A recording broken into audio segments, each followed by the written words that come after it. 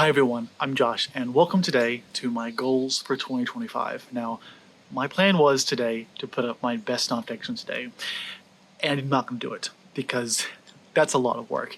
And what you're going to see in this goals list is that I'm trying to give myself an easier job this next year. I want to re-excite myself in YouTube, and that's really the theme around all of my goals here, of these 5 goals, of trying to simplify my experience here on BookTube, while also make sure that I get back to the roots of what makes me so excited to be here and participate and share my thoughts, my bookish thoughts. So without further ado, let's go ahead and roll the credits and talk about my goals for the next year.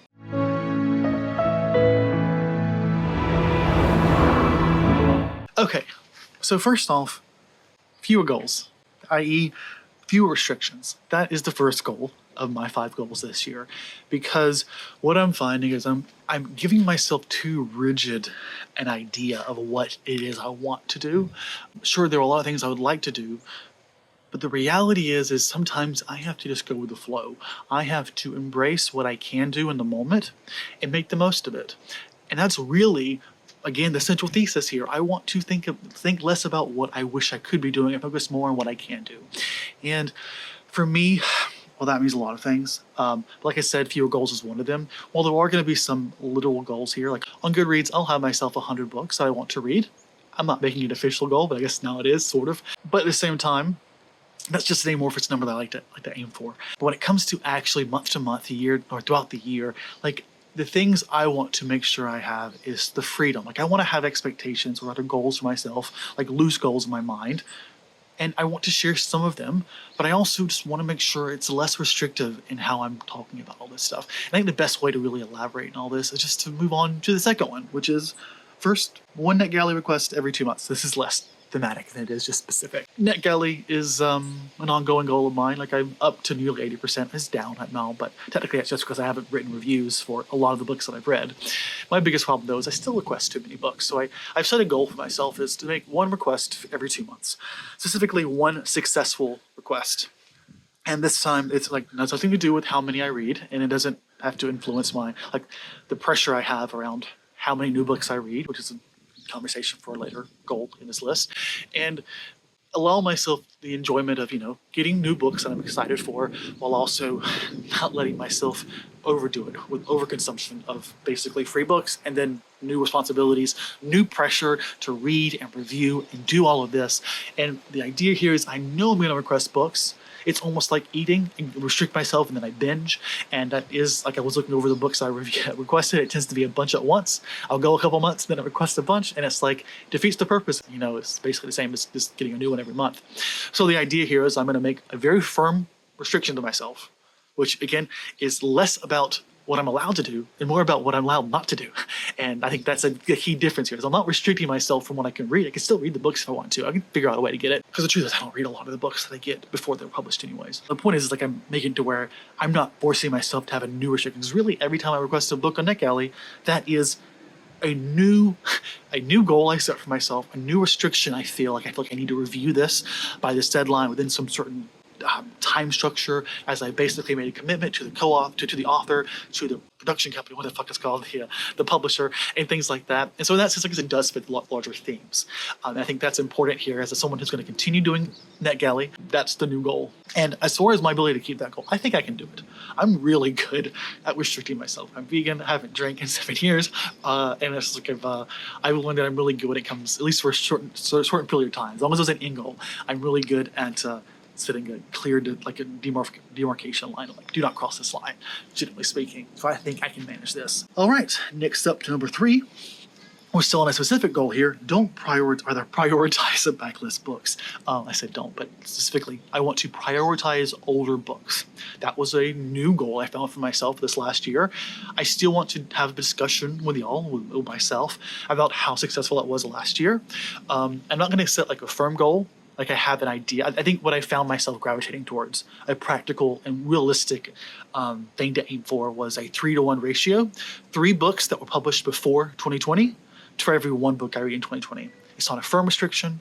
This last month in December, I really broke it. I just read a bunch of new books. I wanted to. You know what? That's the vibe I want to go with. I want to go with Josh, try to get these older books, including 2010s, like those count, and do your best to meet those goals. That's the only, it's not even a restriction. It's the only real thing in my mind is a 3-to-1 ratio. If I could do that, that's basically for 1/4 of what I read would be new books.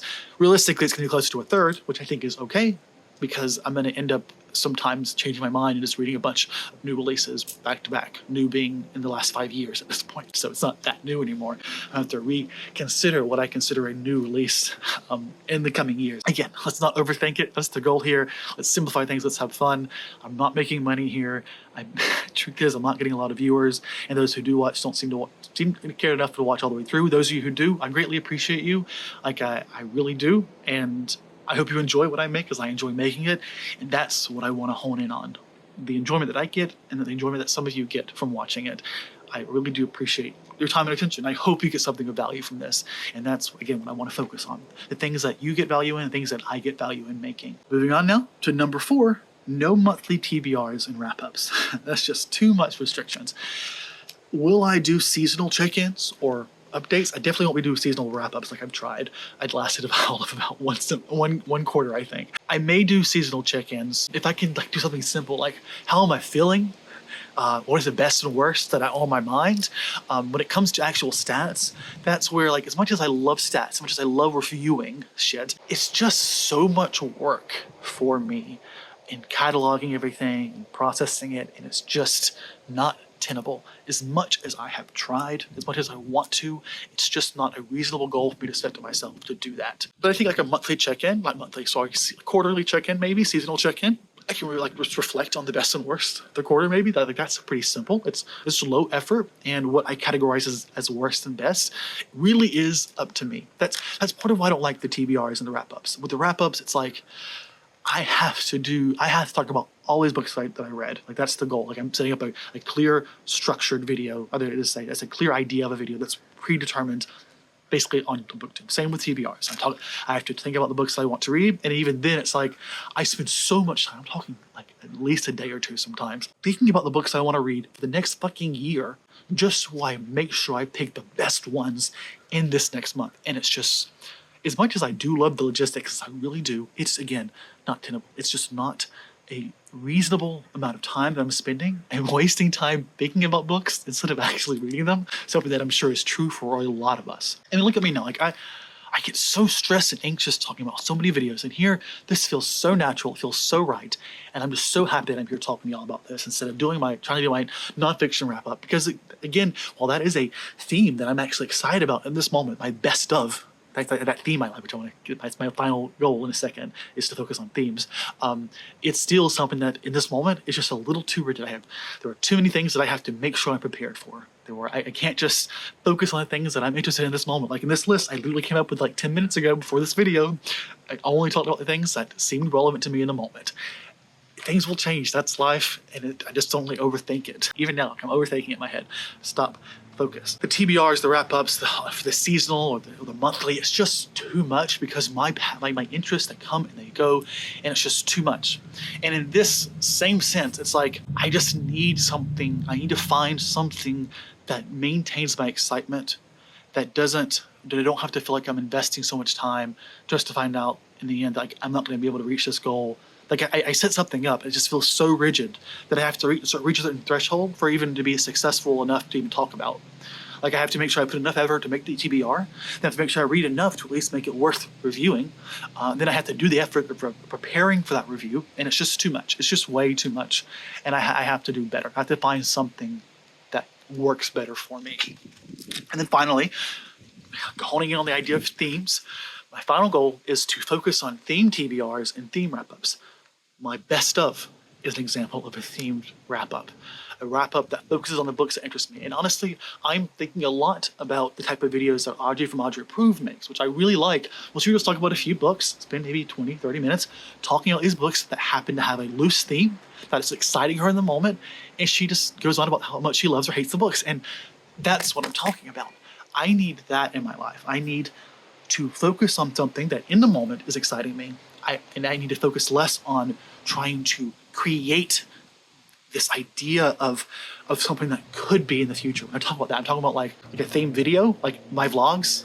That's the whole thing. Like, you think this video is almost over? I can't literally turn 5 topics into 10 plus minutes of me recording, and I'm rambling so much. When I think about the vlogs, I love doing my vlogs. I love doing themed videos. But the problem with those is, one, the vlog is a commitment to record, to make sure I'm doing a consistent amount of talking about the books in a way that I'm confident, that I'm comfortable and confident with.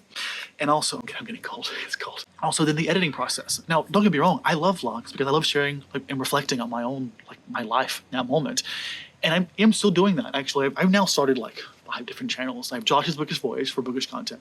I have Josh's Nature Voyage, which I share nature content, which is like me just being out hiking or doing something fun, whether it be an actual vlog or just video that I took from a drone or something. And then I have Josh's Personal Voyage, where I share my family videos. So most of those are privated. But all of these, those are all environments where I can, focus on and take time to make personal vlogs if I want to. I know some of you may enjoy it. I just think it doesn't fit into what it is I'm trying to get from BookTube specifically. When it comes to making bookish content, there's not a balance that I can make of finding personal and bookish content. Usually, it just isn't working for me anymore. So that's done when it comes to BookTube. But even just more than that, I spent all year last year reading books that were basically my favorite films of 2023. I alluded to this so many times, but I read 9 books that were all inspired by my favorite films of 2023. Basically for Barbie, I read Orlando, had to do with gender and gender performance, and to things like reading the book that inspired The Boy and the Heron, things like that. I read all these books, I recorded content, in fact, I still have it. Maybe I should still post it. But the truth is that the amount of time and effort it took me to edit it is just so much, coupled with the fact that 2023 is 2 years ago. This video is old. No one will be interested in it, I don't think. And even me, my own interest has just tampered. As excited as I was by the premise, it was too much. I set myself up to fail. And if I were to reflect on what can I do differently this year, if I had best of list, maybe instead I find books that are inspired by movies that I like and I just read them for fun. And then when I find myself, I read a few books that happen to be about my favorite movies, there's an opportunity for me to talk about that. I'm not going to be doing it for the video. I make the video once I realize the topic is there. I need to stop focusing on what might be, instead focus on the now, with some idea of how this could possibly be a video someday, if that makes sense. This is what I'm talking about when I talk about less rules, less rigidness to myself, because that's what I've done. I have set myself up to fail, and I finally think I understand, after 5 years on BookTube, what people mean when they say, don't make it a job. Because for very few people is this a job, or it's not, shouldn't be, because you're not making money. That's what we're at. And I want this to work. I don't want to lose this hobby. I love it.